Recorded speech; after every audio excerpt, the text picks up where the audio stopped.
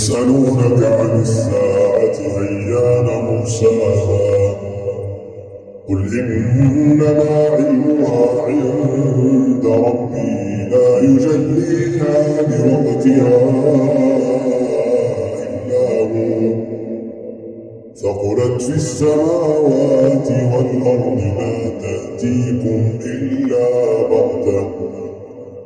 يسألونك كأنك حفي عنها قل إنما علمها عند الله ولكن أكثر الناس لا يعلمون قل لا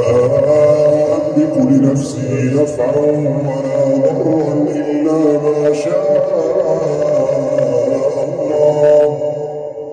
ولو كنت أعلم الغيب لاستكثرت من الخير وما مسني السوء